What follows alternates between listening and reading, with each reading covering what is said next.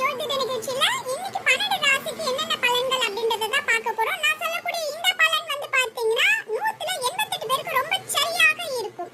மீதி 12 பேருக்கு அவங்களுக்கு நடக்கக்கூடிய தசாபுத்திக்கு ஏத்த மாதிரி தான் நடக்கும். அதனால அவங்கள மட்டும் தவிர்த்து மீதி 88 பேருக்கான பலன் தான் இப்போ நம்ம பார்க்க போறோம்.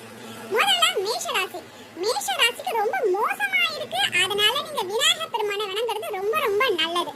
ரிஷப ராசி. நீங்க சாபம் வாங்கணும்ன்றதுக்காகவே பிறந்திருக்கீங்களோ என்னவோ தெரியல. எத்தனை பேர்கிட்ட சாபம் வாங்கிருக்கீங்க, ஒவ்வொரு சாபத்துக்கான பலன்கள் எல்லாம் நீங்க அனுபவிச்சுக்கிட்டே தான் வரணும். ஜாக்கிரதையா இருங்க. மிதுன ராசி. மிதுன ராசிக்கு ரொம்ப சூப்பரா இருக்கு. நீங்க படிக்காம போனாலே எக்ஸாம்ல உங்களுக்கு தெரிஞ்ச क्वेश्चनவே வரும். கடகடா நீங்க ஆன்சர் எழுதி சொல்லலாம். மிதுனத்துக்கு ரொம்ப சூப்பரா இருக்கு. கடகம். கடகத்துக்கு சொல்லவே தேவையில்ல. யாரெல்லாம் ஏமாத்தணும் அப்படி நீங்க நினைக்கிறீங்களோ ஏமாறவங்களா வந்து உங்ககிட்ட மாட்டிடுவாங்க. சூப்பரா இருக்கு உங்களோட இதுக்கு. உங்ககிட்ட மாற்றவங்களுக்கு தான் நேரம் சரியில்லாம இருக்கு. அடுத்தது சிம்மம்.